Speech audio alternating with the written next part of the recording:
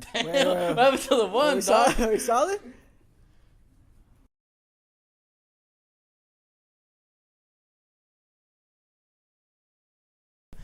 Nah. No.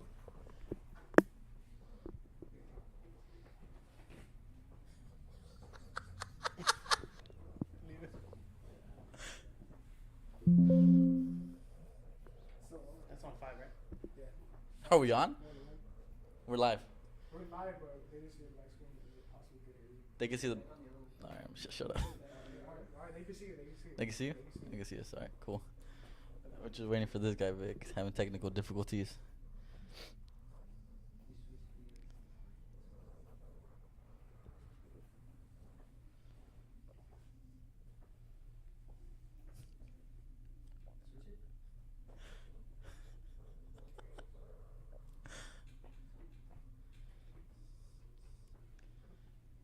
What up, what up? We're back. We're back. My bad. We're having some technical difficulties, but we're back. This is another episode of Shop Talk, and today's the day for my boy Vic's testimony. He's on the hot seat today. Let's give a round of applause for my boy Vic. Yes, sir. Let's go. Let's go. Ready? I don't think you guys are ready for this one. I think this one's gonna be a banger. I ain't ready for it neither. This is gonna be a banger. I think I ain't Vic's. ready. I heard Vic's testimony. This one's nuts. How you feeling about this, Jay? Yeah, I'm excited. I've known Vic for a minute, so I'm excited to hear everything, detail for detail. Is my boy I gotta ready? leave out some details because it's kind of like I was telling the homie, some stuff you just can't put on. Oh the yeah, internet, for sure. man. Oh yeah. It's alright though. Hey, be raw though. Be raw, be real. You ready though? Nah, I ain't ready, but I'm ready. Let's Get it going. go. Let's go. First question. Let's just go right into it. Let's get right into it. Let's do it. Let's get obviously like a little brief background on like your childhood. You know, like a Yeah. little quick summary. Okay. Because I know your testimony is long, so go ahead. I'll let you do your thing, boss. So my my background. So I grew up in Gardena, raised by my mom. So single mom.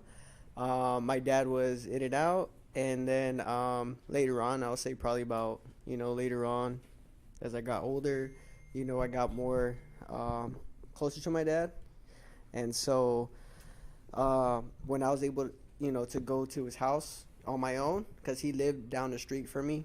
My mom lived right here in Vermont, down the street in Gardena. He lived right here by Prairie. So when I got old enough, I would ride my scooter to his house.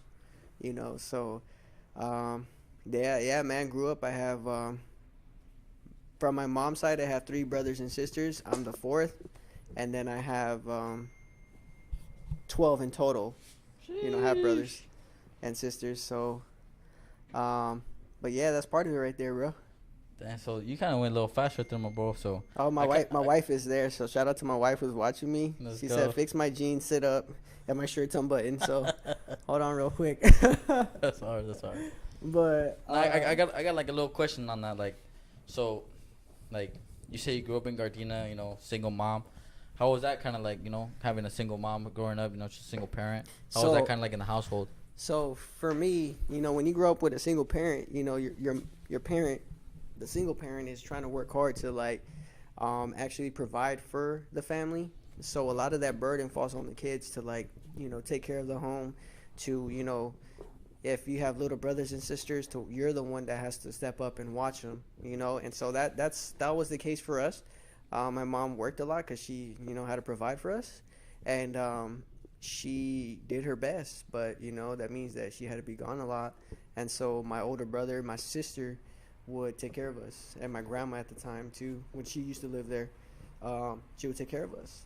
And so when you get older, that stuff stays with you, you know what I'm saying? And so growing up with a single parent, you kind of see like the value in how hard they'll work for their kids. Right. You know what I'm saying? So now that I'm older, of course, like I appreciate it utmost, and yeah, but that's the way it affected me.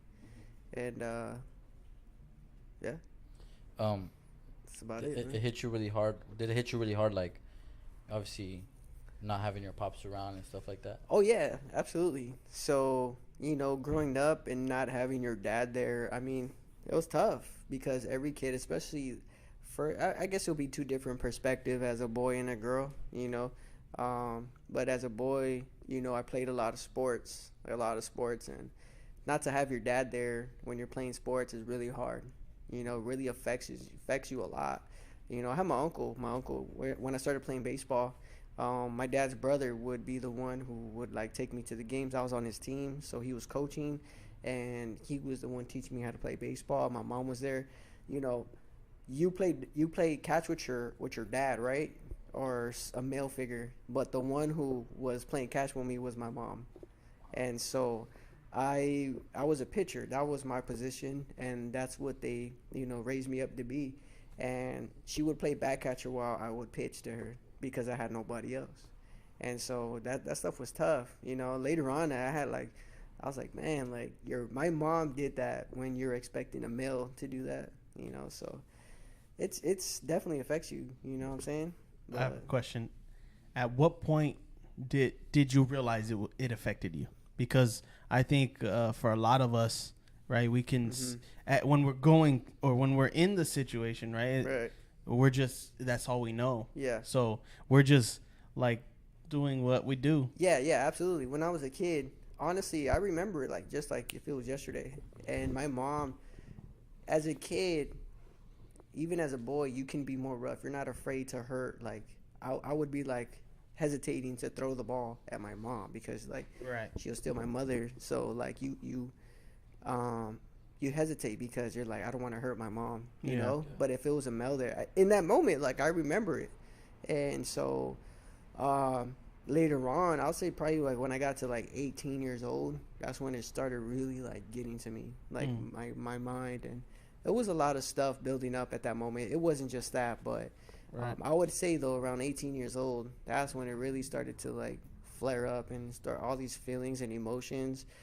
Even my wife, well, she was my girlfriend at the time, like I would tell her, but I would be like crying, yelling, like angry, and I was just super resentful. So at 18, did you have like a type of relationship with your dad already or no? Yeah. I still, had a relationship with dad because I love my dad, Right. And I still want, at that time, I was even living there.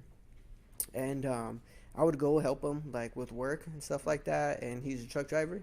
And so I learned when the summertime came around, I'll try to be with him as much as I can because a son wants that father no matter what. Right. That father could be gone, but at the end of the day, every kid wants that relationship with their father. Right. They're lying to say that they don't.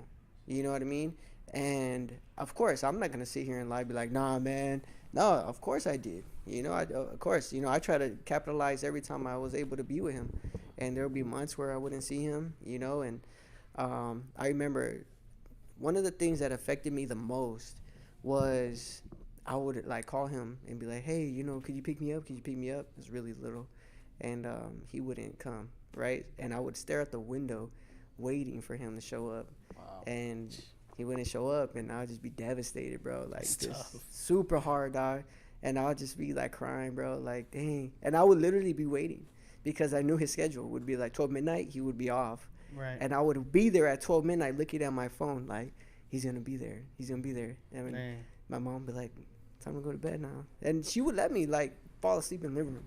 Wow. So my mom, like, you could tell, like, for her to be even where she's at today, like, emotionally, like, she's been through so much. Even to see us go through that, like, she's a strong woman, man. But it affected me that way, too. Oh, my phone keeps going off. I put it on vibrate. But yeah, that's crazy, something bro. that happened. Nuts. But yeah, man. That's a big reason why I actually quit baseball too, was that my dad, he wouldn't go to my games, and so he worked a lot too, but I don't think he liked baseball either, and so he wouldn't go to my games, and that affected me big time, bro. Yeah. Big time. And of course it would just be my mom there every game, every game. And when you played, this was like in high school, kind of? Nah, man, I started when I was like 6 years old. Oh, wow. At 6 all the way up to 13. And at 13, I gave it up. And they would literally call my mom asking me, like, coaches, not just from my team, but like trying to recruit me. Travel ball coaches. And they would try to be like, yo, I want to talk to you, They would try to be like, yo, you're good. You're really good. And we want you on your team. And I don't want to play no more. I'm done with it. And I was so pissed, bro. And they're like, why? I literally went from cold turkey. I said, I'm done. I don't want to play no more. But what happened was that my dad, I remember hearing him say, like, like, oh, you play soccer, like, we'll practice. And so guess what I did? I played soccer. So I swapped over. And so I joined a little league right here at South Park, right? Yeah. And from the moment, my dad started coming to everything. Yeah. And so of course, bro, like I want that, Right. And so because again, bro, like the father figure is so important to a son, let alone, a little girl, to feel protected, that I quit all that, just to be with my dad. And so I did. And, he would practice with me. And so the baseball stuff that I did with my mom when I was younger, when I played soccer, he was there. And so that's what drove me to do that. It's not like, I never was like, I'm going to be a professional soccer player. Never. But for me, it was more of that time, And so. And how old were you around this when you were playing soccer when you started? 13 to 15 till I got, had to leave North. So I was playing at North High. And I left North, and of course Sherry didn't have no soccer team, dog. So continuation school ain't got no soccer team, bro. So bad grades, bro. And even with my bad grades, they still let me be on the team at school. So, but yeah. And how was high school like for you though, bro? Like from North High, Sherry, that transition, all that. That part, I would say there's a lot that happened before that. So let me backtrack here, because then that's jumping a lot. After because you went to middle school in Gardena, right? Yeah, so I went to school in Gardena all the way up to North High. So I went to Gardena Elementary, and then I went to Perry Middle School, and my mom was able to buy a house in Torrance right before I turned 14, so it qualified me to be able to go to North. And so that's why I went to North, because the escrow thing fell through and all that. They didn't fall through, but it went through. Yeah. And by God's grace, blessed, and literally bought a house literally 5 minutes away, like 2 minutes away. Yeah, not even. Like 1 minute, 2 minutes, bro. Like right next to the fire station. Yeah. And so, yeah, that's when I started going there, and that's when a lot of things started changing, though, too, for me personally. But yeah. So middle school. So what was going on in middle school? So middle school. That's when it kind of I went to Perry Middle School. As far as me being a kid and being like, my behavior was, that's when it started to get distorted. That's when I started doing things like that were dumb. So I started stealing. I started like just doing dumb stuff. Stealing stuff that I shouldn't have from people I shouldn't have stolen from, and from like stores I shouldn't have stolen from, bro. Stealing candy bars or what? Nah, I would go in there, and the homie Jimmy, Jimmy? Oh, yeah. So me and Jimmy that's my boy too, shout out to Jimmy out there, yeah. Mr. Dorsey. But we went to Gardena Elementary together, and we were really close, so we would we both didn't have parents that made money. So he lived down the street from me, and we didn't have money. And so what we would do is we would see everybody at school with like, those tech decks or whatever they had, and we were like, we ain't got no money, so let's go get some, bro. And so we would go into the store, bro, and we would ride our bikes over there. I'll hop on his bike, and we'll ride up, and we'll go into Target, do our thing, bro, walk out, and just be like, yo, we got our stuff, dog. And that's when it started happening. And if I couldn't afford it, because I couldn't, right, I would just, just leave. And so see my mom work and stuff like that. We weren't like wealthy at all, and so you don't want to ask your mom for money, right? You know what I'm saying? You feel like that's already a burden, Yeah. So, and my dad would give, honestly, bro, my mom never like put my dad on child support, and because she trusted God, because growing up, she did take me to church. I didn't like it for some reason, of course that's the enemy, but her taking me every Sunday, I would give her the hardest time, bro, but yeah, she would she would be like, no, let's go, we're going. And so she would take me. She would, I didn't know this until later, but she was prophesying over me, over my family, over my other siblings and stuff like that. That's where all this stuff started. So it didn't start with me. It's not like I'm somebody special, you know, how the Bible says that, you know, Timothy wasn't, you know, it just didn't start with him, but it started with the previous women that raised him, right. You know. And so for me, it's just like Timothy. It didn't start with me, you know. It started with my mom, who had that faith to prophesy and bless her kids. And even though it looks crazy at the time, but she still believed God, and that's why I believe that's a big reason why I'm here. Yeah. You know, so but that's actually, you know, going into middle school and all that stuff, that's when I started to get my view distorted. A lot of like the rebellion started, you know, coming up, and the rebellious stages. Yeah. And yeah, man, I think a lot of times too is that, you know, I had a lot of trauma, other trauma stuff. I've seen a lot, and you guys know my sister. You know, you guys know some of you guys, or Jay knows my brothers, and you could see like we're all like very passionate, emotional people, bro. Yeah. You know what I'm saying? And we're very how you say, strong-willed people, you know? And it's not that it's a bad thing, but when, you know, it's built off something that's not right, it can be distorted, you know what I'm saying? Right. And so, yeah, growing up, you know, you grow that view, you know? And, but yeah, but let me fast forward here. So after middle school, that was middle school, then I transitioned to North, and that's when I really started to like get more rebellious, do more dumb things. Everything honestly started changing. Don't even remember you from North. Yeah. So when I went to North, I was with like some kids that they were from Gardena. And so that's how we started, because they were like from Gardena. One of them was from Inglewood. Like we were like together because like we felt like we were out of place there. You know what I'm saying? So my mentality was like the hood mentality, right? Oh man, you come from like, these fools are like rich, or North Torrance like nice, and area. But I didn't. So my upbringing was like poor. Part of my family, they are, you know, they are not pro law enforcement. You know what I'm saying? Let me just say that, right? They're on the other side of things. You know what I mean? And growing up, so you see that, and you're like, man, those are, you know, other people that, you know, it's not that you just don't want to be a punk. Right. You know what I'm saying? And so for me, I had a lot of fear, because you know, when you go through a lot, bro, you have a lot of fear. You have a lot of trauma. Trauma creates fear in kids. You know, some mask that of trying to be macho, but let alone it's that fear of trying to, you know, let nobody see my weakness. Right. Right. And so when you allow that to fester on, it becomes like you just become super proud, because you're trying to be the machismo, like macho dude, but usually people like that's been through some hard stuff, you know what I'm saying? Yeah.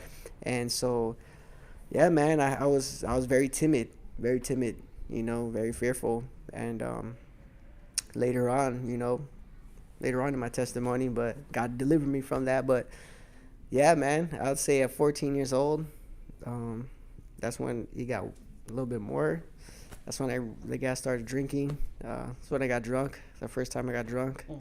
My mom actually caught me, and so we're at a family party, and you know, I was taking advantage. I was 13 or 15 or 14. I was between there, and so then I was still living in Gardena. I wasn't going to. Was I? No, I was still living right here in these apartments. And so then we're having a party down the street, and I was there, and everybody was getting drunk. So I was like, hey, man, if I get some, like, all right. So I started drinking, dog, and I just got blacked out. I didn't get blacked out, but I got faded, you know. And that was my first time getting faded. And then we went to a trip to Silver Lake. And my mom, she gets in the car, and she just turns around. You got drunk last night? I was like, what? And then she turned to my brother. You see them doing? You didn't stop him. Like, I was just like, dang. But that's when it started, bro. And even then, it didn't make me say I'm gonna stop. So at 14, you started drinking. Yeah. and were you partying already or? Nah, so I was barely going into high school. Yeah, so I wasn't partying yet. So I mean, because there's some yeah, nah, I was partying, but be it was a little bit months later. So once I transitioned into North, that's when I started smoking weed too. So once I started smoking weed, that's when I started going further and further and further. Right. And so in high school, I started, getting faded, whatever it be. And so then I would say the party started at, was it 14, 15? And so when did you meet your wife? At what point? Was that later on? No, so in my party phase, bro, I was partying every weekend, bro, as a youngster. House parties, high school house parties? Every weekend, bro. So you didn't know your wife? I didn't know. Well, trip out on this. So when I was 15, my cousin. So you 14, you started doing all this. So now 15. So from 14 to 16, I was like just partying, bro. Right. I was partying. I was just like, you name it, bro. The blackouts happened to me, bro. Like where I don't remember anything. They said like I was doing stuff. I don't remember nothing, bro. You'll do both. You'll be drinking and smoking both. Every other stuff, like just everything, just boom, everything at one time, bro. And I remember specifically. I don't remember it, but he told me, he's like, hey, bro, like you did this stuff. I'm not gonna share here, but very detailed stuff. But I could just say I got really blacked out, and he said that I got up and I was talking to people, and like I don't remember anything, bro. He said, and he goes, yeah, you don't remember? I said, nah. And he would tell me like, dude, like this is what you were doing. And then I had flashes of leaving, and I remember getting there, and I remember a flash of me sitting on a chair. Right. And that was it. Homie was like me. Yeah. So like I know what he's talking about. Like I don't remember it, and it wasn't like I was like, ugh. It wasn't like that. It's like you just blank out. Yeah, like I wasn't there. Yes. Something else is controlling. Yeah, bro. Like that. It was like some demons, bro. And so then, that was happening, bro. And I was partying every weekend. Then, I would use my homie, be like, hey, let's tell our parents or my mom and then his mom, like, hey, we're gonna go out and you're gonna come to my house. I'm gonna go to your house, right? Yeah. You know what I'm saying? And then one day my mom was like, this was a crazy one. So I'll tell you the story. So. I got caught up in one of them, and I was 15 years old, and so I said, hey, I'm gonna go to my homie's house, have a sleepover at his house, and she goes, all right, and my homie, he was leaving, he was going on vacation, so I was just gonna go to another homie's house, but so it was gonna be like me, my homie, and then it was one of my homegirls, and we're all gonna just go together and do our thing, right. And so what happened was that once I told her, she felt like she told me, she said that she felt like something was off, right?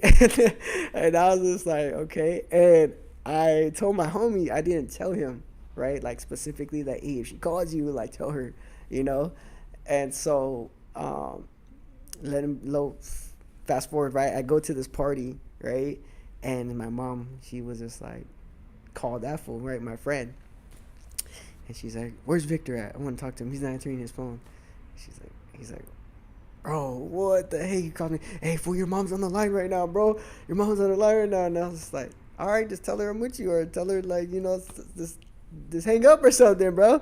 And then he goes, oh, so he ended up giving my other friend who I was with's number, right? And so she already knew, like, all right, this was doing something, right? So she blows this my homie's phone up, right? And she's telling her, we're calling the police and we're doing all this. They're gonna be searching for him and then this and all that. And that fool's like, bro, my stepdad's a cop, bro. I'm so in trouble. So what I did, it didn't make me like. See, this is the thing, dog. In that moment in life, bro, it didn't make me like bro, oh my gosh, I gotta go home. Yeah. Nah, you know what I did, bro? I grabbed that fool's phone. I said, fool, don't trip. Take out the battery, dog. Take out the battery, dog. Take out the battery, dog. They can't track us, dog. Take it out. So I grabbed his phone, bro. I was that guy, bro. And I took out his battery. I said, fool, I'm already caught up. Let's go crazy. That was me, bro. That was He was my the Project mentality. X fool. Right? Yeah, dog. And so that's what we did, bro. I said, we took out his phone. It was 4 of us, and I was like, bro, hey, I got nothing to lose now. I'm already in trouble, dog. Yep. And so, yeah, dog, that happened. And then I spent the night, and so I spent the night. It was us 4. We spent the night at my homegirl's house, and I heard that was cool.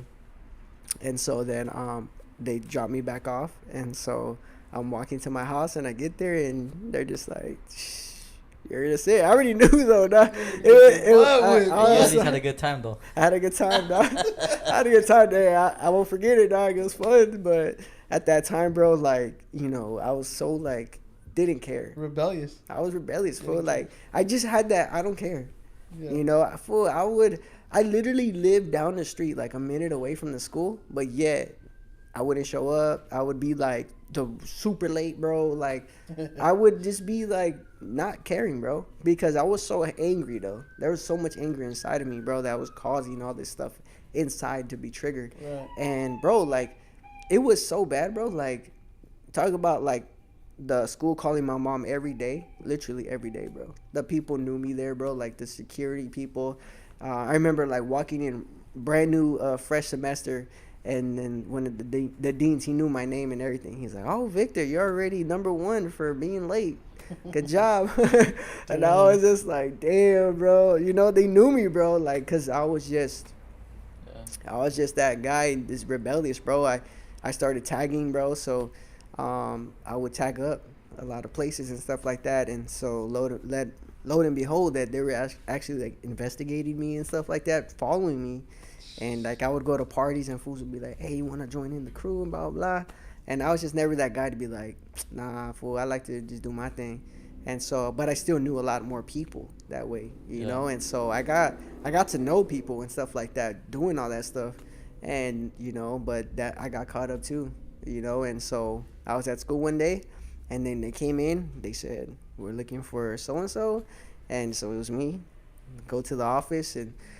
The cops there, everybody's there, and because it was like city stuff, it wasn't just the school, but they caught me at the school. And so then they take off all my stuff, they do a deep search and blah blah, and so they check all my papers, bro. They throw all my stuff out. They're like, they slapped this paper with a bunch of pages on it, and it was like all taggings, and they were going through my stuff to match everything, and they're like, this is him.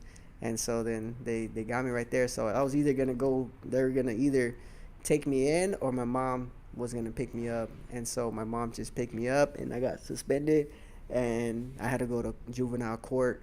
And so they were trying to see like what they should do because it was like a lot of damage. Yeah. So that was a whole thing too, bro. I had to do community service, bro. I had to go to a school and be like a janitor for like, I forgot how many hours. So it was bad, dog. That was bad. I was in the court system already at that time. And, yeah, man, it was just... So that was 14 to 16. That was 15.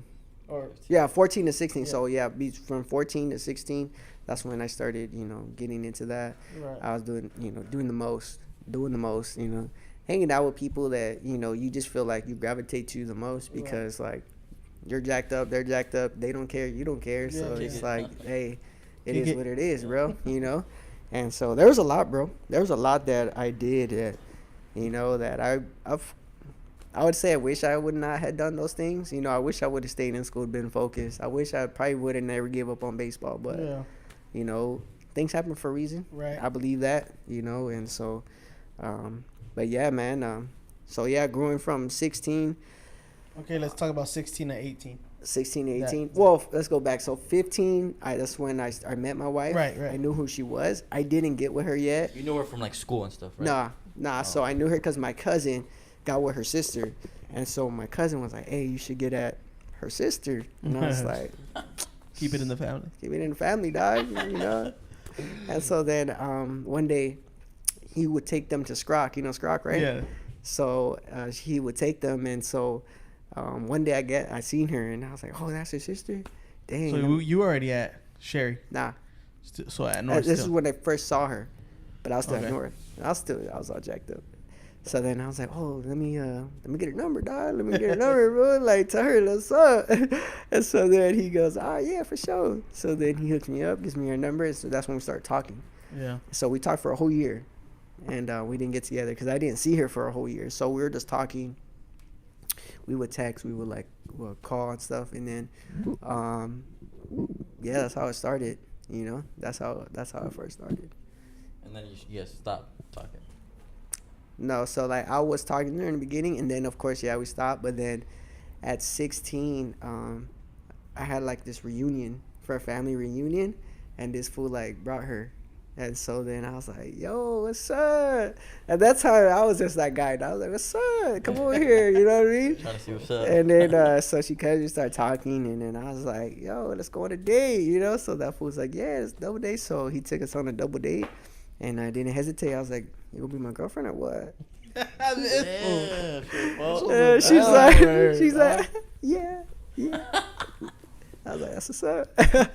But yeah, so from there, bro, you know, honestly, blowing you up right now. Hell no. Nah, that's my cousin. Shout out to my cousin D-Boy who's watching this too, man, because that's the one who, you know, hooked us up, man. So if it wasn't him doing this thing and helping me out at that moment, I wouldn't be married to this girl. So, who helped me so much too. Right. You know, all these men, like, yeah, not having my father all the time there, you know, so my brother tried to, you know, like, help, you know, put in the time of trying to raise me up, and he did. You know, that's why, like, you know, being a person who likes the things that I like, you know, contributes a lot to him, because he would take me shooting. He got me into like paintballing and like those type of things, bro. He got me into those things, and so I have love for all of them, man. All these men that, you know, people might say, oh, bro, like, you know, look at them. They're, you know, they do all this stuff, but you don't know what they did for me. So I'm never going to be like, nah, forget those fools. Like, I got mad love for them, you know. Yeah. And so that always sticks with me, because they were always there for me. Yeah, yeah. You know, and so because they were there for me, like, I'm always show that love, you know, honor, you know, all of them, man. So I hold that close. Right. You know, because who was picking me up from school was my cousin. He would pick me up. My brother would pick me up. You know, if I needed something, they'll scoop me up, you know, because my mom was gone. She had to work. Right, right. So when your mom's not there, like, your siblings and other people around you, they step up, bro. For sure. You know, so I have even my older sister. You guys know Pris. Like, you know, one day she's going to be on this podcast. Shout out to her if she watches this. But even her, she would like help me. I remember when I first got my license, she let me borrow her car to go pick up my wife, like, from school, dog. So that's love right there, dog. That's love right there, my boy. I remember my wife would tell you the story. Got my license, dog. I was like this, dog, like that, just whipping it, bro. And then and then her friends were like, "Is there anybody driving the car?" Hey, keep in mind, I'm going to Redondo Beach to pick her up too, dog. And so they're like, "Who's driving? We don't even see him." I was just like, but bumping for sure. Bumping hard, slapping, just bumping. And so she was just like, "Oh my gosh!" But that's just how I grew up, you know. That was like, that was cool. The that persona was like for me. yeah. That I had to be cool. That was like coolness to me. Right. You know, and so.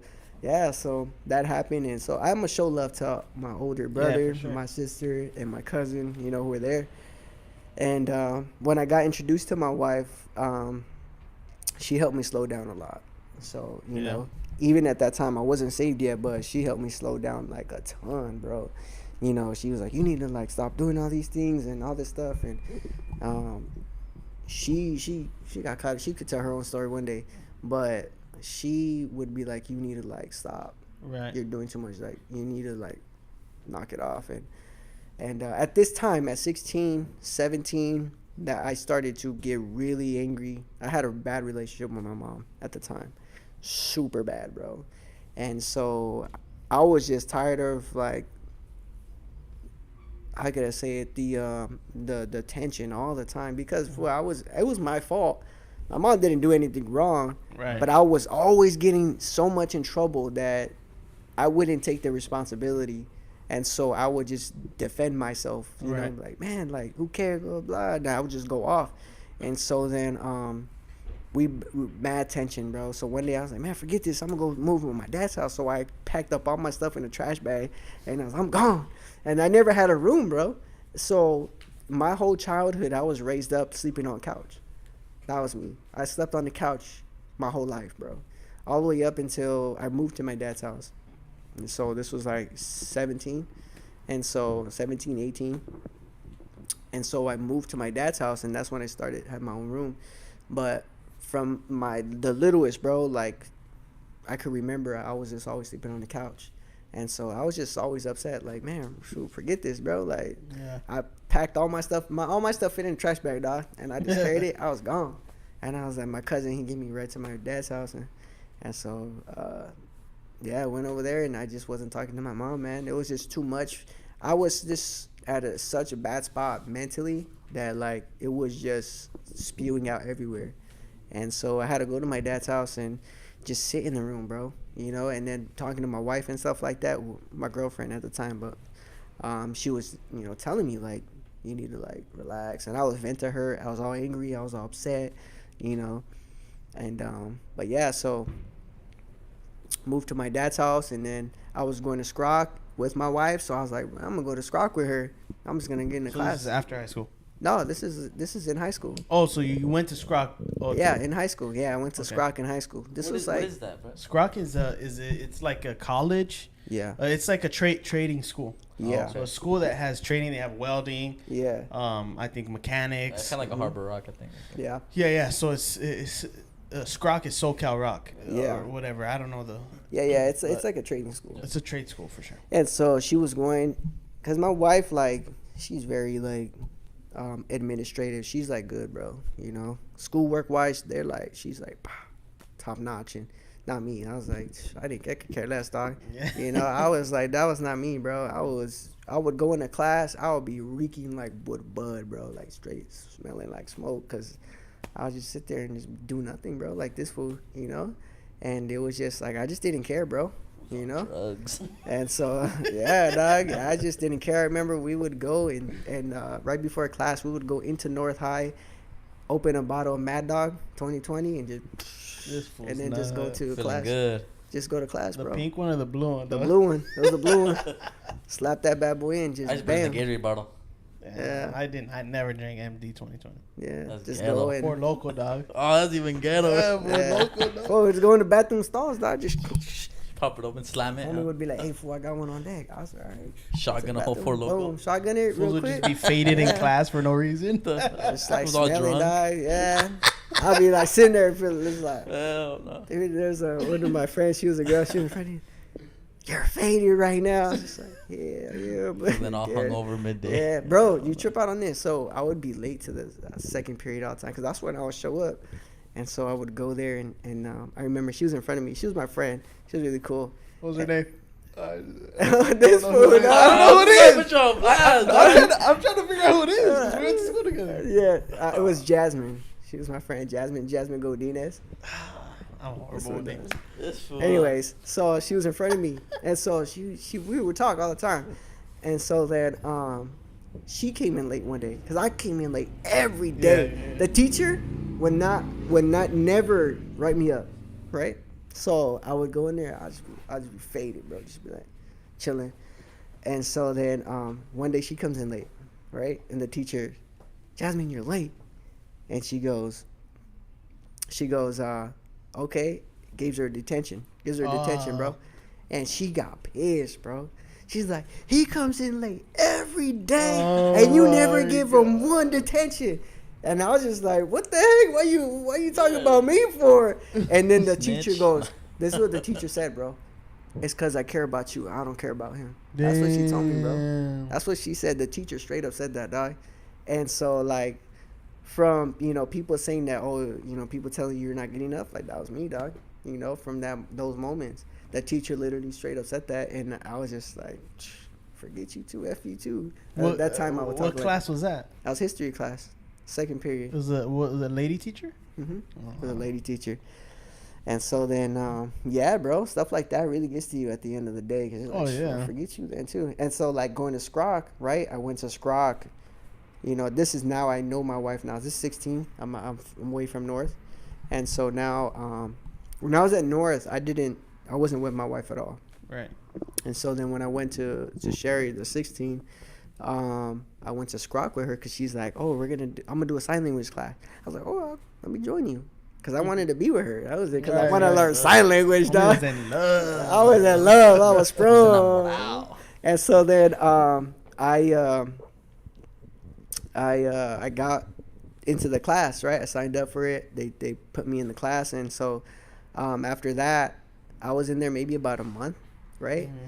And the teacher goes up to her and tells her, like, you need to stay away from him, you know? And she goes up to me and she tells her, like, he's no good for you. He's going to mess you up. And she tells me, today's your last day in this classroom. Don't show up tomorrow. Damn. And I was Why, like, you weren't doing nothing or what? I mean, I was there just talking to her, you know, like trying to learn a little bit. You're distracting her. I was that guy, bro. Yeah, like, I wasn't, you know, up to no good. You were just trying to I wasn't there. I wasn't there to learn, bro, honestly. Right? She knows this. But she did help me slow down, you know, because her not realizing that at that time that she gave me like kind of like that apart, like away from home, so I get to she just was enjoy like your her getaway. And she would, she would love on me that I wouldn't get love on, you know. And so I loved that, you know. And so I would tell her already, like, you're gonna be my wife one day. Damn. From that moment, I would tell her, bro. I would literally tell her that you're gonna be my wife, and even at that young age, but I was like jacked up. And so she would be like, you need to slow down, you know, you need to get right, get your stuff together. Mm-hmm. And I was just like, dang, I would be faded in the class, like, you know. And so for the teacher to say that, okay, I understand, because she's looking out for her, because I was the guy that you say, oh, careful who your friends are. That was me. Yeah. I was that friend that you should stay away from, bro. Yeah. You know. And so I was like, all right, man, shoot, forget y'all then, I'm out, right? And so then I was gone, you know. I left the class. And so then I would still try to see her here and there. And but yeah, that was 16. Then 17, I moved with my dad, started having tension in the family. And then 18 hit. And then I was still going to Sherry. Actually, when I moved to my dad's house, I had to go homeschool because I couldn't be there because it was so far away. So he lived in Compton, or he lives in Compton, but the school's in Torrance, and it was too far. Right. And so they knew this, though. They knew that. They knew everything, but they wanted me to graduate. They wanted me to get my diploma. And so they were telling me, like, yo, you can do it, but this is on you. You got a lot of work to do, and if you don't do it, you're not going to graduate. And so then I was just like, all right. And at that time, bro, something hit me, though. Like, something hit me that was like, I need to get myself together. Like, I tried, like, physically, like, okay, I need to get my stuff together, slow down with all this other stuff. And so I did. I graduated early. I would literally just be devoted, bro. Do work all night. Stay up to 2 in the morning. While you were homeschooled? While I was homeschooled. Well, homeschool, it wasn't homeschool. It was independent study. Yeah. And so they knew my situation. Like, I told them, because they were understanding. Like, the kids that go there, they're all jacked up. So, you know, they're like, you know, we understand. We're not going to, like, you know, because you're not in the area code, blah, blah, blah. And so I was like, cool. I would go once a week, drop off my work, give me work, graduated early, and then I was solid. I used to see you at school, though. Yeah, I would be there here and there. But after a certain time, I wasn't there. Right. I was here and there, because I couldn't be. And so it was only the 6 months. So it was the last 6 months I wasn't there. But I was here and there, like once a week. Right. It wasn't all the time. So yeah, we would see each other, we would talk to each other and all that stuff. But rap battle. Like, yeah, rap battle, play some basketball, ball up a little bit. No. We would play basketball. And so the homie Devin Knapp. Yeah. Devin Knapp. Hey, shout out to Cujo the Savage. Cujo the Savage. If he ever sees this. But yeah, bro, that was yeah, man. That was basically. It was a lot. It's a lot more stuff, but I want to get to more of my testimony. So okay, so let's go. So 18, you're living with your dad. Uh-huh. You, there's tension in the family a little bit. So you graduate. Now what? I'm still 17, and I had. You graduated at 17. Yeah. Well, okay. I finished school at 17, but didn't graduate until 18. Okay. And so then I would just sit there. and just play video games. Did you walk the stage with us? Yeah, I walked the stage with you guys, but at Torrance High, right? Yeah. Okay. Yeah. So like, at the time, I was already driving, so I pulled up. And I just got my diploma. I walked the stage, and then that was it. I bounced. I was like, I'm on. Our gowns were hard though. They were black. Yeah, they're black hard. and purple. Yeah. Hard colors though. Yeah. After that, bounced. Then that's when I got a job at CVS, and yeah, bro. And then that's when my adulting started. So at this time, 18, you're working at CVS. So 19? 18, I got a job at CVS. Okay, you're working at CVS. You're still with your wife. Yeah, she's my girlfriend at this time. But we're like the tension. Even then, because I was so jacked up, dog, like I would just get so triggered. And I had like so much anger, bro. Like I was the guy who would just get so triggered. Right. And just like raise my voice, yell, bro, for no reason. You know what I'm saying? Excuse me. Just yell for no reason and like just get triggered the most, you know? Right. I was like super triggered. And I would just lash out, bro, you know, and it caused a lot of tension, obviously. And so we would go on and off, and I was just like, you know, my thing was always run away, right? So, like, when you go through a lot of stuff, you just run away. Mm-hmm. And so a lot of my thing, I just run away because I didn't know how to deal with it, so I just run away. And so having that same mentality, it wasn't her, it would just be me, like, oh, forget this then, you know? And I was just, because I felt a sense of like, well, you don't care about me, screw it, I don't care. That was me, bro. Yeah. I just wouldn't care. I was like, screw it, you know? And so then, fast forward, you know, I was working there, man. Made some dumb decisions there too. You know, I was there, you know, did some dumb stuff behind my wife's back, which is my girl at the time. And so did that terrible mistake that I did, right? You know, and I was just living like that, you know, and I was so like, how could I say it? Like, I had that I don't care mentality so strong in me, bro. Like, I didn't care if I hurt, you know, I didn't care if I hurt my mom. I didn't care if I hurt anybody. I was just super consumed with myself. Right. You know what I'm saying? Like, I remember my dad and my mom, and they would be like, oh, you don't trust me? And I'm like, nah, I don't trust you. I told my dad that, you know, I don't trust you. And then he's like, dang, like, you know, and I told him like that because I was just super resentful. Right. You know, I was hurting everybody around me, you know, the way I spoke and, you know, stuff like that. And at the same time, man, just trying to also, like, man, what's wrong with me? If that makes sense. I was drinking a lot, too, at this time. Like, drinking a lot and black out sometimes. And the alcohol was getting heavy. And it was starting to, like, mess with me, you know? And I would, like, have these thoughts, like, what's wrong with me? Right. You know, I would have these thoughts, like, why am I, like, doing more of this? You know, like, what the heck? And so I was already having those thoughts, you know, because this is like right before I got saved. And so that's when it started to happen to me where I was searching. That's when I wanted to know what was true and what's wrong with me and all this stuff. And so I remember drinking a lot and just having thoughts. And, you know, I started to feel a sense of guilt, a lot of guilt on me, like so much guilt, bro, that I was like, that's because the guilt was I hurt so much people, you know. I'm hurting people. I hurt my wife. I hurt my mom. I hurt my dad, you know, and people around me. And so I was like, how could I get this off of me? Like, I could feel the guilt on me. Right. And so I was like, well, let me get baptized. I don't know why, dog. Like, I didn't say, let me give my life to Christ. I said, let me get baptized, right?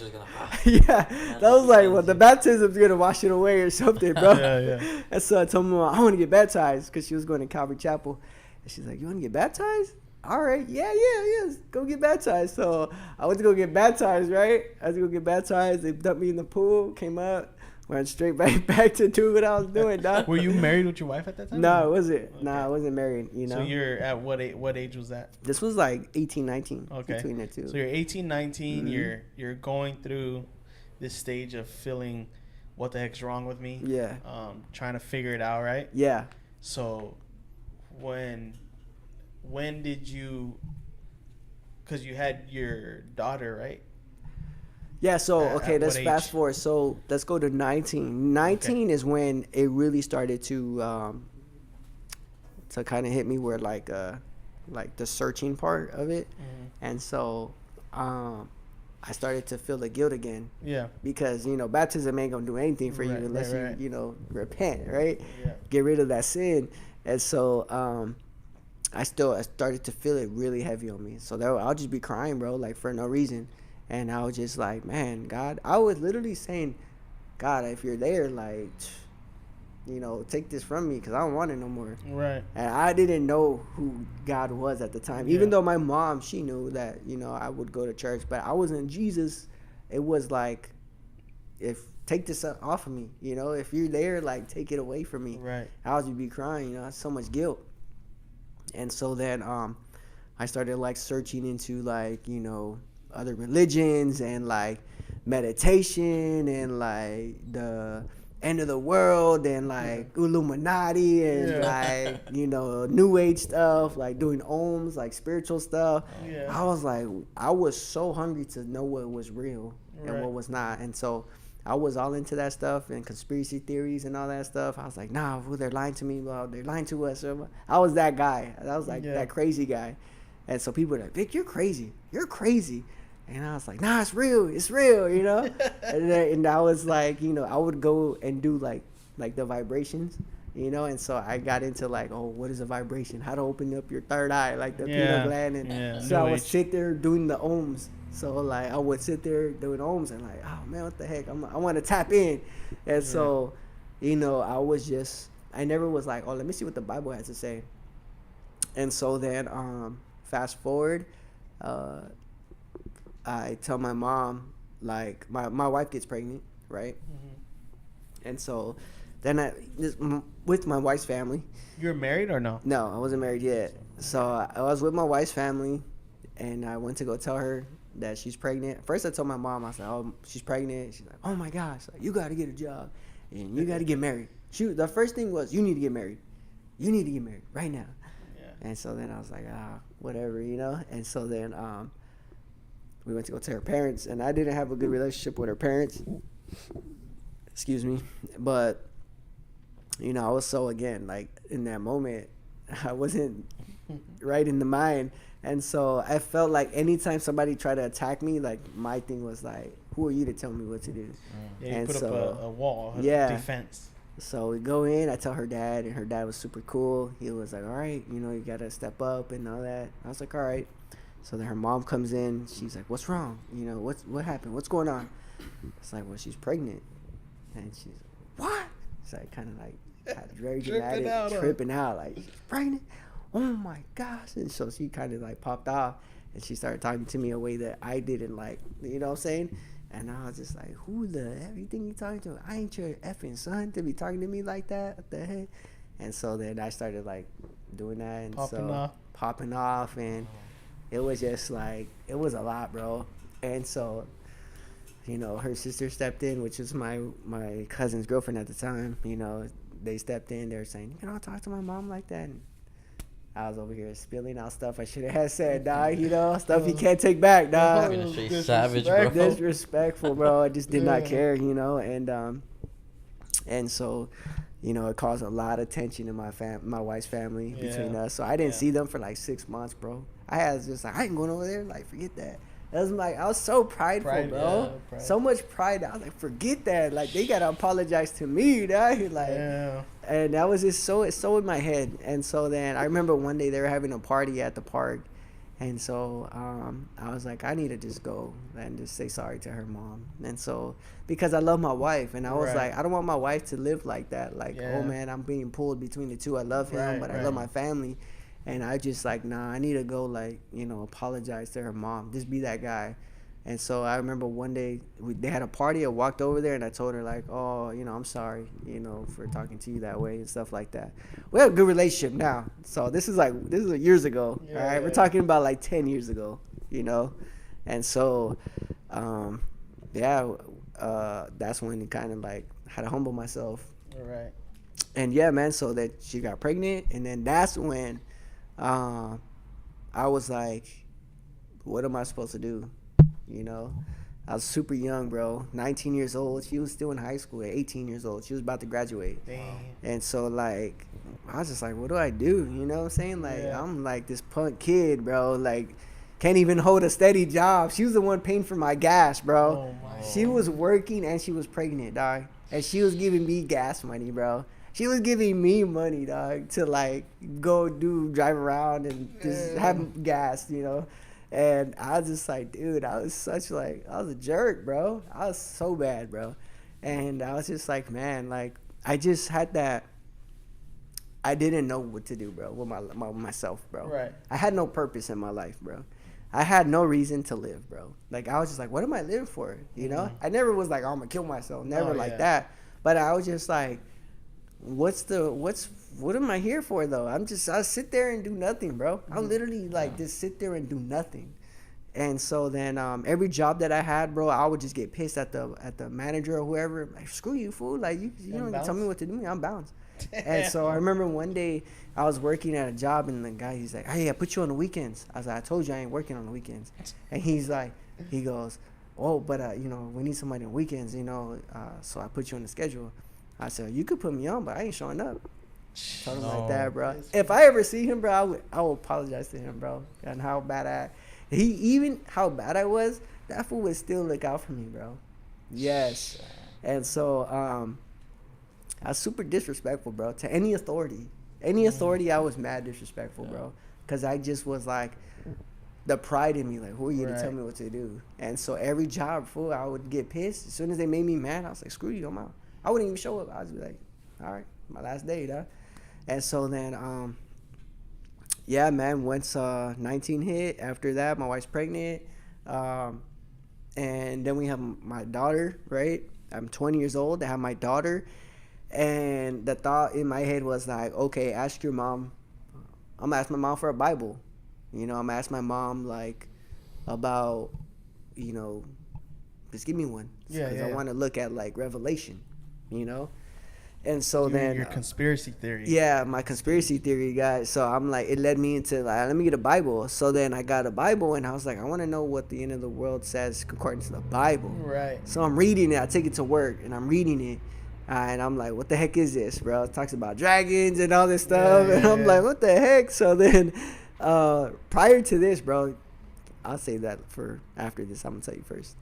So I read the Bible for 4 days straight. Didn't have nothing, no understanding whatsoever, right? So that Friday hits, and in my mind, I'm sitting at the table, and I'm like, let me just flip it to another page, right? Let me see. At work, right? At work. So then I flip it over, right? It happens to land on the Gospel of Matthew. At that time, I didn't know what it was. Right. But it was at Matthew. It said the crucifixion, about Jesus dying. Literally, like the red letters of Jesus dying, right? And him speaking. And so I'm reading it. And as I'm reading it, bro, the only way I can describe it was, in a moment, in an instant, I just got changed, bro. Like, I literally felt something just literally change inside of me, bro. Like, something just hit me, bro. And instantly just felt a change in me. It was deliverance, bro, honestly. And God giving me a new heart. And so from that moment, that literal moment, the desires in me totally 180, bro. Yeah. Literally. It went from wanting to do all these things completely like, I can't do that no more. Just like that, cold turkey, everything. And so it was so dramatic that my wife was like, what the heck is wrong with you? All the homies are like, what the heck, bro? And it was just reading that scripture. That's it. Just reading the scripture, bro. Talking about Jesus dying. And something you felt, something physical. I literally felt something inside of me change, bro. And that was it. Just from that moment on, cold turkey, bro.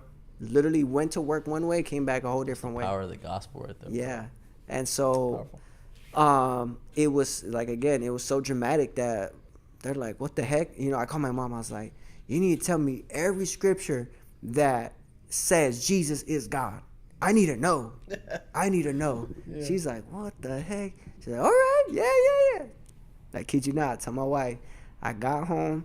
I spent probably 6 hours on that table reading that Bible, bro. Yes, them just teaching me and reading it, bro, and just wanting to learn, consuming it, bro, because I was like obsessed. I was obsessed, bro.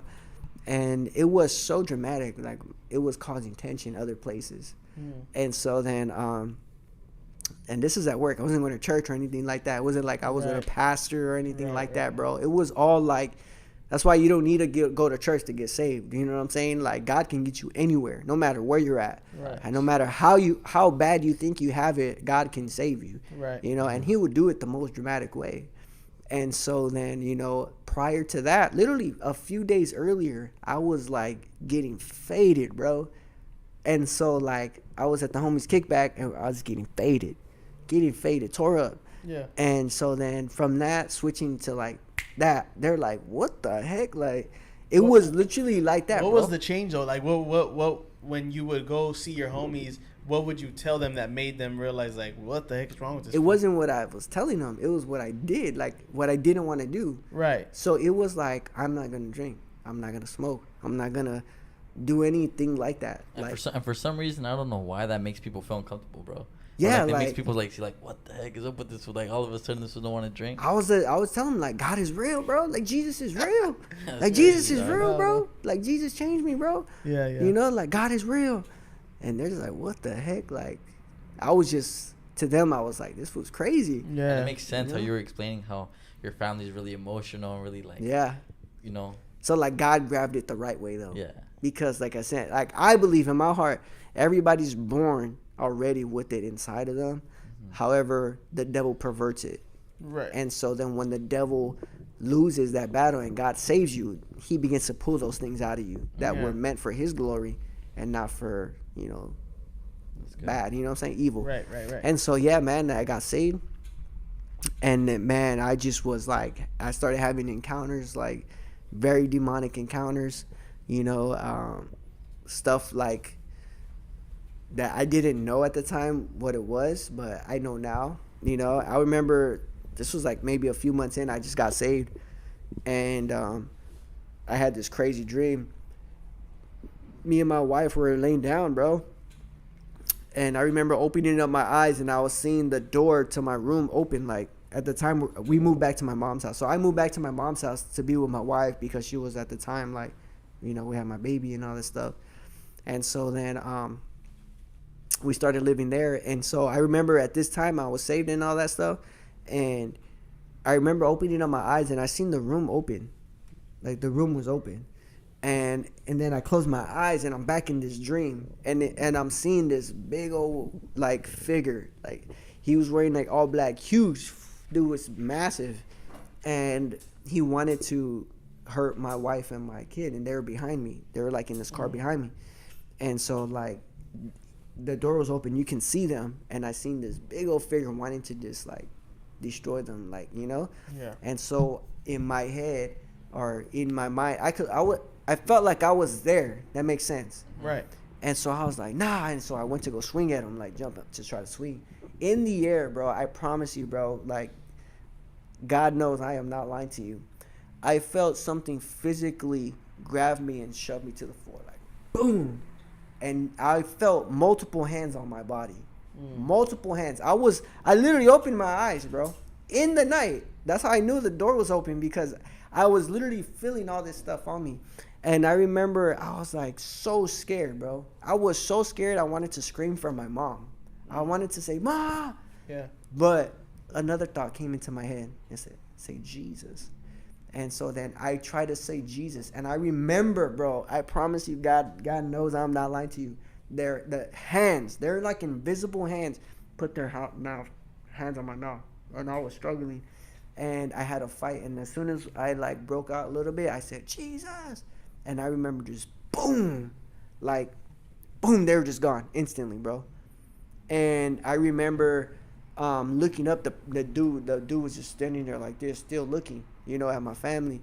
And I remember turning around and I seen these people dressed in all white, bro. They're like all white, and they were covering my family. They were with them. Way. Yeah, bro. That was the first like big encounter that I had. And from there, it kept going. You know, I was having like crazy like dreams, crazy things happening. And after that, man, like that's when, you know, the fire just kept going. But tension, because I'm saved and I want to live this way for Jesus, right? I was going to the clubs and I was getting high, I was drinking, I was doing all that stuff, bro.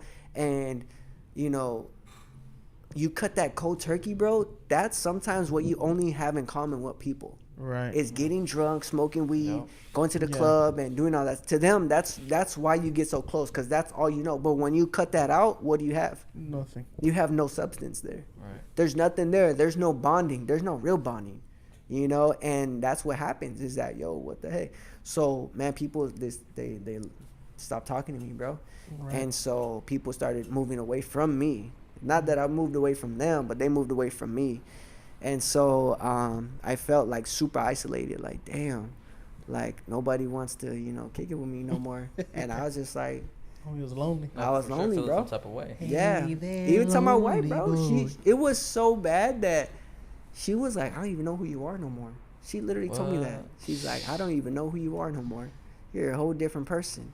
She told me that. So you be like, yeah, that's God, man. But it hurt me, bro. Right. Because I'm like, but I'm still the guy who loves you. Right. You know, and I was like going to get married with her. You know what I'm saying? I was like, we're going to get married. And at the same time, all this stuff is happening to me. And so, you know, like, think about the tension there, bro. You know?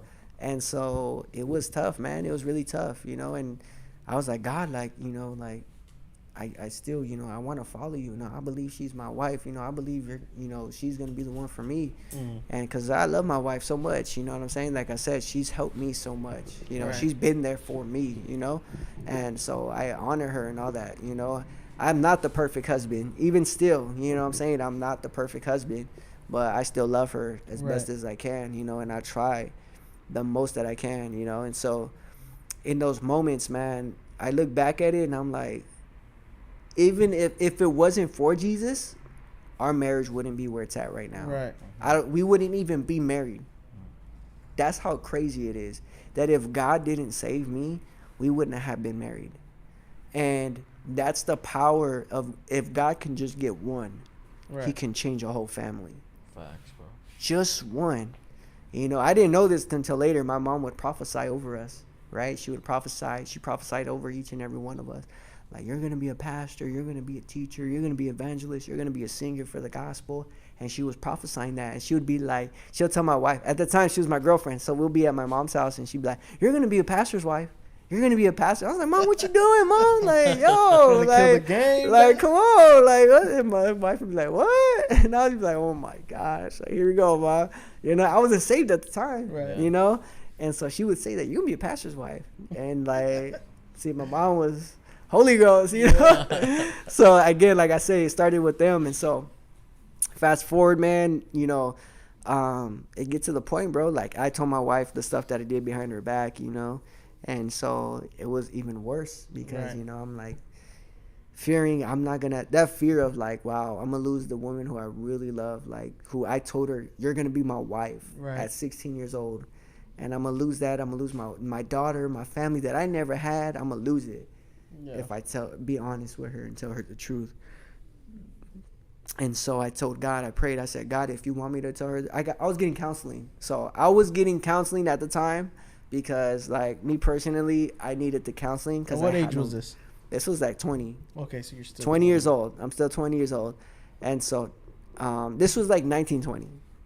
20, actually. No, it was 20. And so I just turned 20.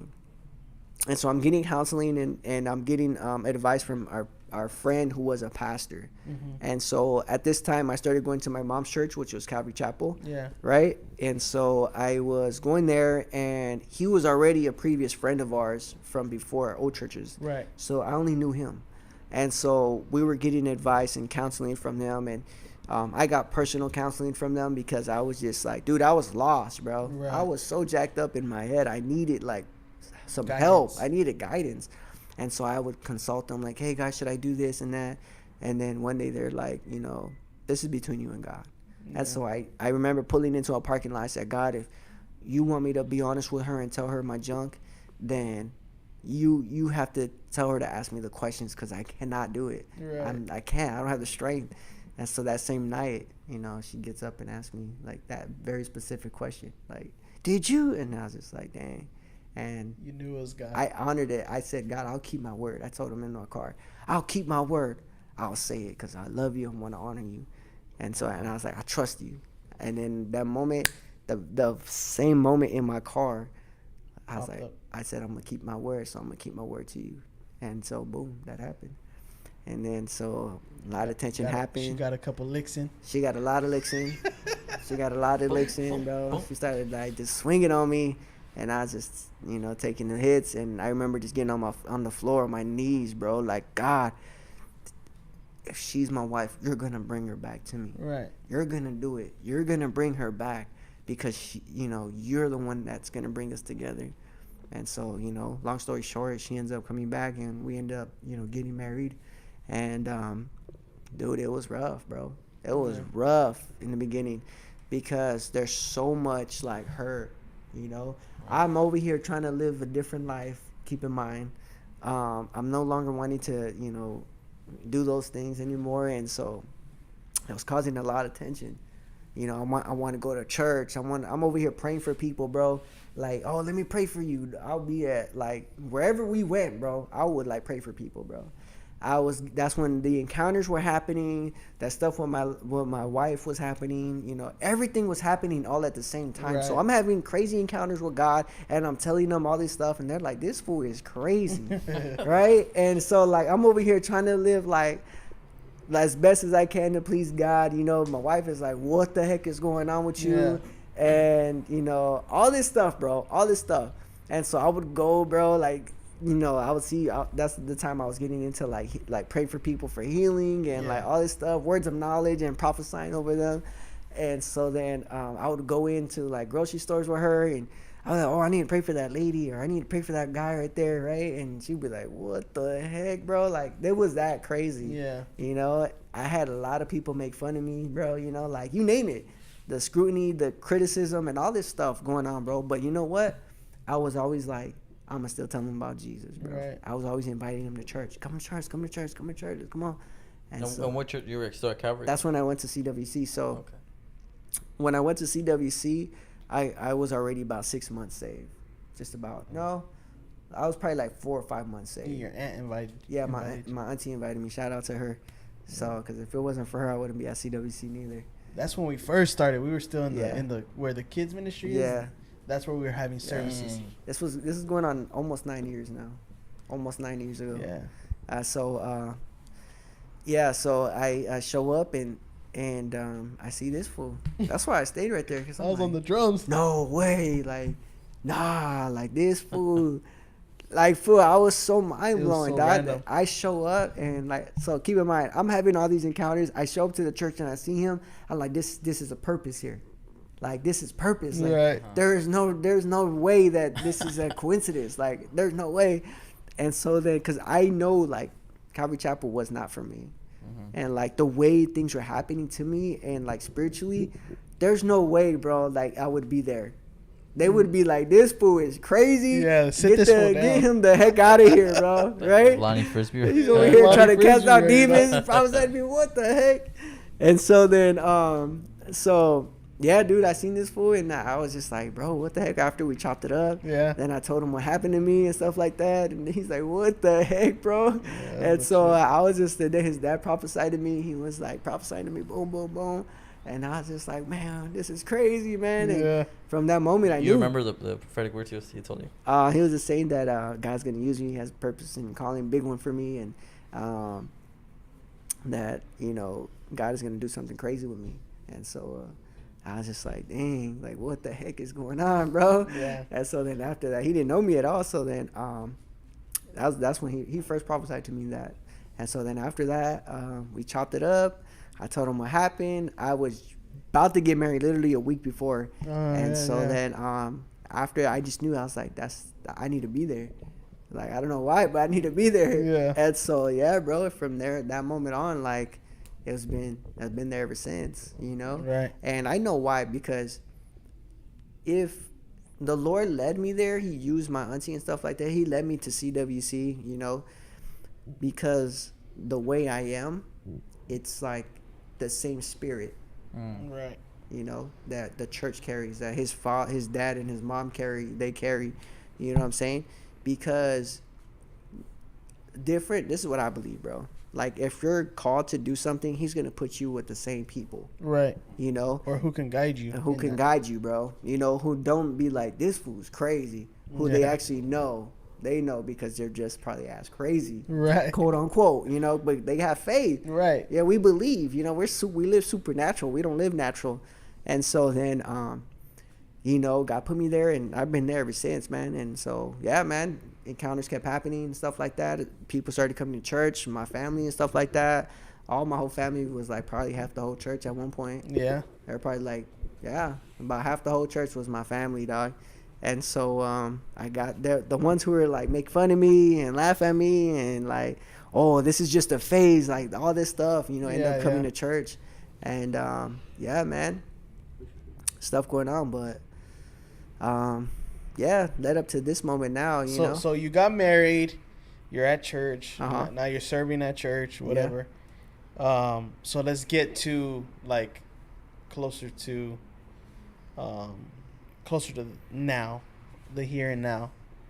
So because you during COVID, remember, you were preaching on stage, and then you stepped down and you got a word, and you had to step out for a little bit, right? And so let's talk about that section of your life, I guess. Where you so you went from, you know, serving at church to preaching on the stage.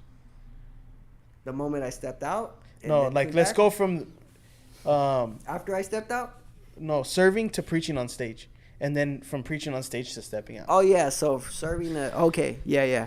So at this time, you know, like I think you were leading. I was leading. Yeah, ushers and greeters. Leading. I was in ministry leading, stuff like that. And I, at this moment in my life too, I felt like I had this battle with this thing of like, I'm not going to let pride get the best of me. Right. And I'm going to prove to myself and prove, this is crazy, right? Like, the whole chip on your shoulder, like, I'm going to prove this to people. Yeah. You can be like, I'm going to prove you wrong. I'm going to go make my millions of dollars. Right.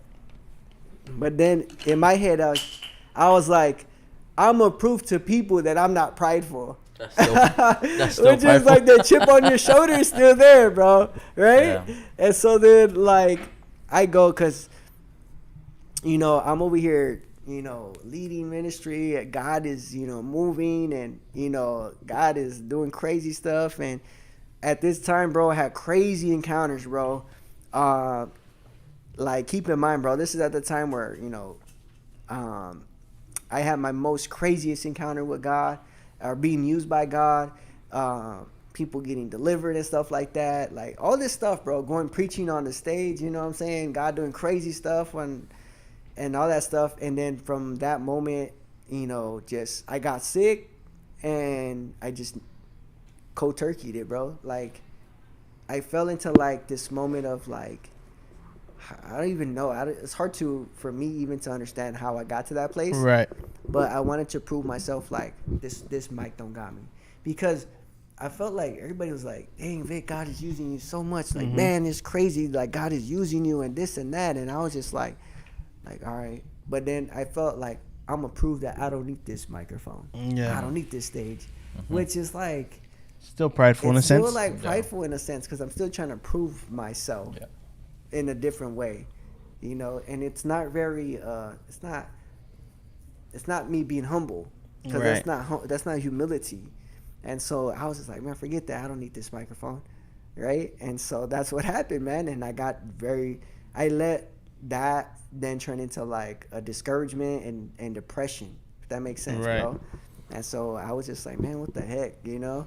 And I don't know, bro. I literally was just like having stuff inside of me starting to be revealed, if that makes sense. Like, God started to show some deep things inside of me that needed to come out, and being more transparent with my wife. So that whole season, bro, that me stepping away, was God really revealing to me a lot of things wrong inside of me still. That if I go further along, you know, preaching, you know, going further in ministry, it might those mess things you up. will damage me. Yeah. And so then in that little, like, it was like 10 months, I was starting to see, okay, there's pride still in me.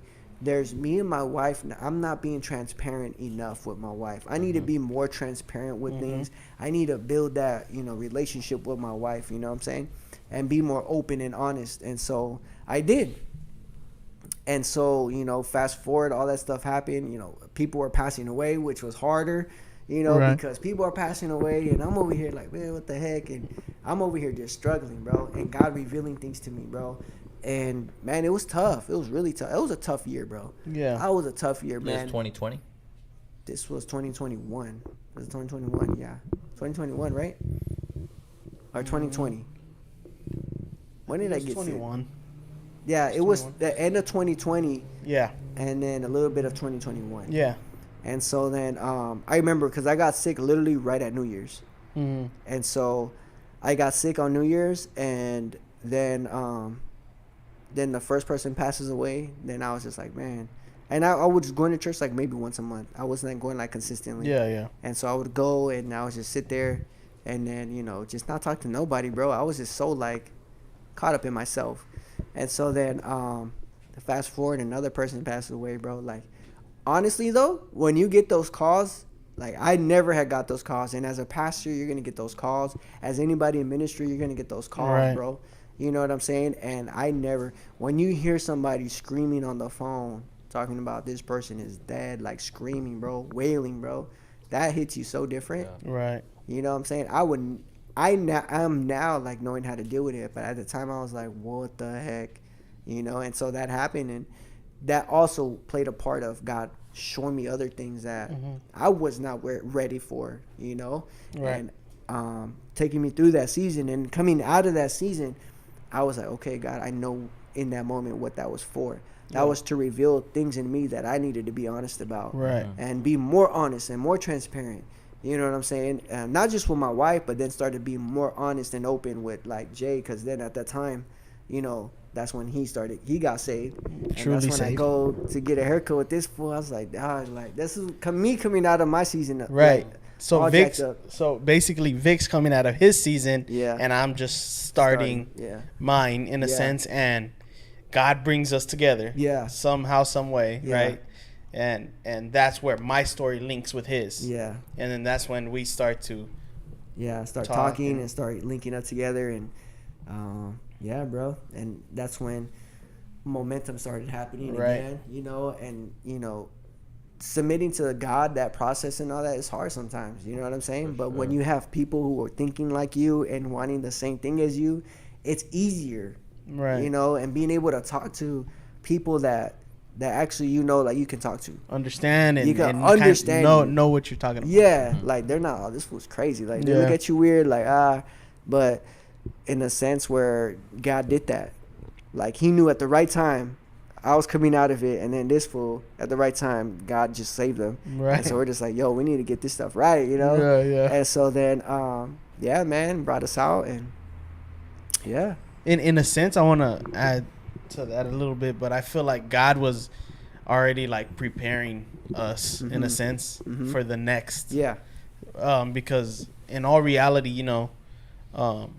he already is grooming the next, right? In a sense, and so I think he brought us back together because he knew I need these guys to be groomed for the Right. next step that I have for them. yeah, But that's what I believe. That's why I think everything happened so strategically at the moment that it happened. yeah, And so, yeah, but so now you're basically we come back, right? So during So, COVID, yeah, we're no, we playing come video back. games. yeah. playing Don't Call COVID, of Duty. we're playing We're at Call of Duty home. all the time, doing nothing. But then we begin to link up and we Yeah. start praying, Yeah. reading our word. Yeah, that happens. We get together. We start getting our word. And I was just, you got saved. So then you're like, hey, we started praying for you. And then you're like, hey, I Yeah. got this thing inside of me. Not coming up. Hey, so let me disclaimer. I've got delivered from demons before. And people might think I'm crazy for saying that. Like, what you mean? Like, you were possessed? maybe when I was younger, those blackout moments. But when I got saved, I was not. But I still had things inside of me that needed to come out. Right. And I was so bound by things that I needed to get supernatural deliverance. And people might not believe that, but there's things inside of me that needed to come out. And what I mean by that is I had many encounters with God. And every time I had an encounter, I would literally feel and sometimes even see, like, dream these things, and God literally pulling these things out of me that I needed freedom from. Right. And so when he gets saved, and he did that for me first, I believe, so that I can help somebody else. Like Jay, when he gets saved and we're praying for him and he's feeling this thing coming up inside him, I was like, I honestly, already know what that is, dog. I honestly don't even know how the deliverance in a sense started, like, with me. Like, it just kind of happened out of nowhere. Like, we were at Lewis's house. Shout out to Lewis. Yeah, we were at his house. He opened his backyard for the men's group we had, but also for us to go and just fellowship and pray together. And so we were praying there, and then all of a sudden, like, you know, because you're praying for me, and I feel something literally in my belly, and then go up to my chest, then it's in my throat, and I obviously, you know, I knew about deliverance, right? I knew about, you know, in a sense, kind of the surface level of you know, demons and them having to deal with them, you know, but so I feel this thing, and I'm like, what the heck? And you know, you're asking me questions like, what is there something that you're, and I'm like, I don't know. And then you're like, well, pray and ask the Holy Spirit to reveal. We were at his house for hours. Is that your house? No, at Lewis's house in his backyard, when it's freezing cold. Yeah. And I'm like, I'm shaking. Does that mean anything? I think I'm just cold though. No, but straight up, that's how it was. But man, I literally felt like it was just a weird feeling, and I felt something like it was holding on to my chest, like holding on, like it didn't want to let go. Yeah. And I had to figure it out, and it ended up being that I had some shame, there, some embarrassing shame that I had, and I had to literally renounce the thing specifically. Yeah.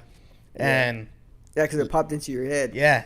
God, so the Holy Spirit revealed it to me in my mind. Yeah. But you know, I believe, like you said, you know, if it wasn't for you going through it, you wouldn't have been able to guide me through it in a sense. Right. And so, you know, even at church, like we have the freedom class. Yeah. And we do the freedom conference where it's a deliverance. It's like a more bigger scale deliverance. Yeah. But I'd never been through that myself. And so going through, you know, the deliverance, I needed that. Yeah.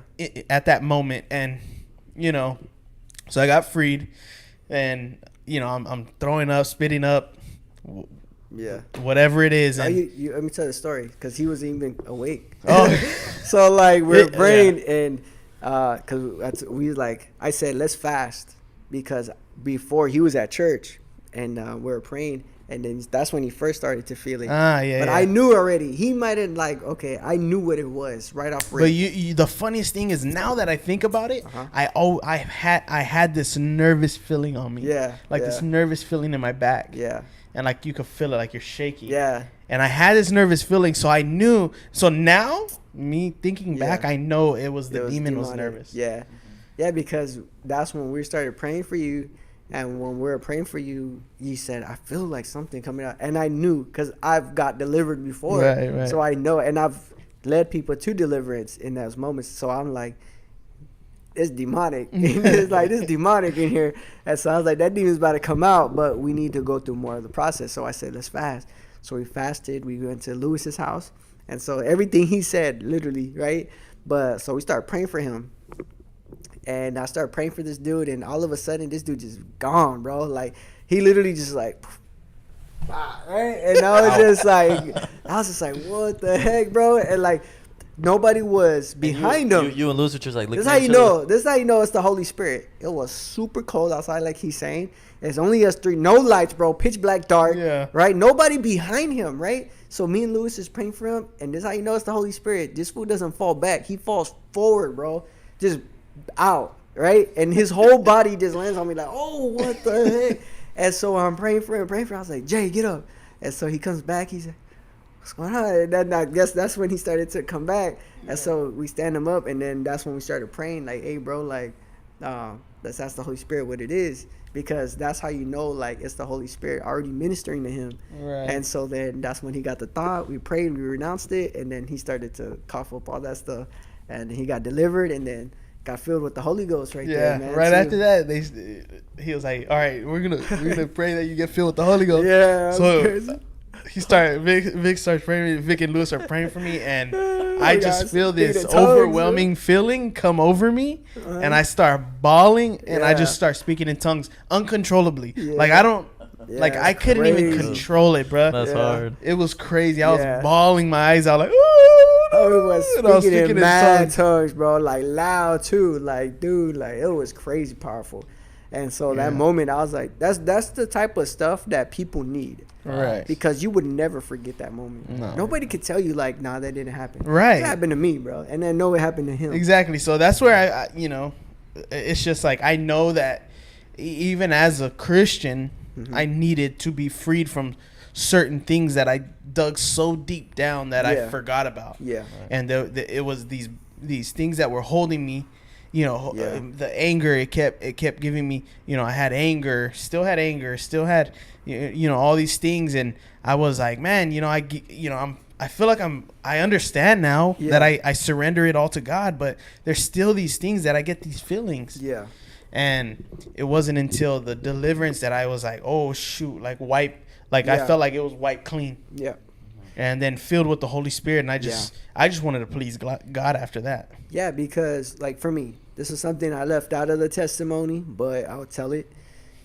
I was talking to Drew earlier before the podcast started, and one of the earliest memories I have as a kid is probably like 6 years old, right? Mm-hmm. Because you remember trauma more than you remember good memories, right? And so I remember I was a kid, and I was with my older brother, and we're at home, and then my dad comes into the house, into the apartment. They're not together, my dad, mom. Something happened, and so I remember my mom just standing, like, right in front of the door, and my dad comes in, and they start fighting.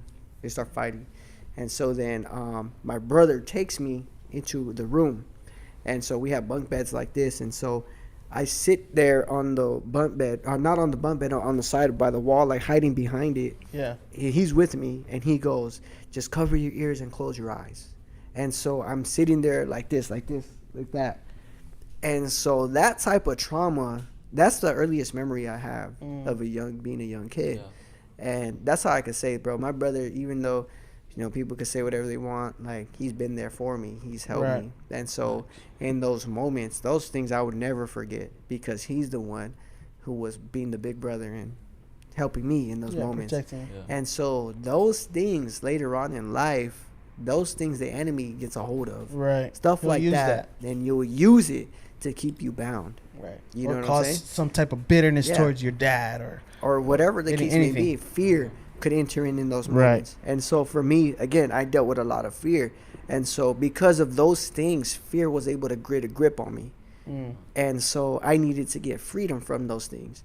And so when I got saved, it's just like the boldness came because I got free from that fear. Right. You know what I'm saying? So I'm able to actually be bold. I'm not going to be shy. Right. You know what I'm saying? Because it's gone. Because the enemy kept me bound, but Jesus set me free. Yeah. And so things like that, people don't understand. That even you can be like, whatever age, 25, 30 years old, and still deal with that. Right. So, absolutely. But yeah. But it's been good. So, yeah, we're up to it now. A podcast after that happened. Now we're here, bro. Yep. I was actually going to be, in the academy, being a police officer. Then I got hurt. And so it was God's will. It was God's will. Everything happens for a reason, man. I believe it 100%. And if it wasn't for that, I wouldn't be here right now. Yeah. A lot of things transpired. I wouldn't be doing this podcast for sure. I'd have been so focused on that. Right. Yeah, and, I mean, crazy story, all the stuff you've been through from a child, you know, Yeah. you And sharing. this is like a big summary, bro, because I know you've told me so many stories, so many encounters that you've had. Yeah, Had to and keep it short because there's a lot. But I think that's for all of us, honestly, Oh, for because sure. I started, once he started sharing stuff, I started remembering things from my past that I was like, Yeah. I didn't even share that in my Yeah. my testimony. But Yeah. I just think that, you know, we prayed before this and we asked God, you know, I was praying, God, Yeah. whatever you need to say, say it through Yeah, us. yeah, yeah. And, you know, I believe that everything you said was what God needed Yeah, to get for out sure. there. Yeah, yeah. And so, Absolutely. but, you know, I just want to, you know, thank you for sharing your. Oh, It's Vic's for sure. birthday, so we Oh, gotta yeah, give big him a birthday big too. shout out. Big You know, shout out to happy my boy birthday Vic. to Vic. Hey. He 29 still years old. was willing to come and do the podcast. He said, "I don't care if it's my birthday. I'm still That's coming right, and do the 100%. podcast." You got to be committed. Yes, sir. And And we so got to stay momentum. you know, just thank you for being here and spending your birthday with us. you know. Absolutely. Yeah. That's We good. love you, and you know, The homie's old, if 29. if you have any questions, anything that you want to ask about Vic's, you know, testimony, or Yeah. any questions even about what we were talking about deliverance, let us know in the comments what you guys want to know. And Yeah. you know, we're not experts, but we do have knowledge of these things, and Yeah. you know, we're willing And I think to. that's something we're gonna even dive deeper in. Oh, these yeah, we will. episodes. Yeah. And We I will. think even as we're going, we're still learning, you know? Yeah, absolutely. And that's why Alexander Pagani's gonna have to come through and drop some bombs over here.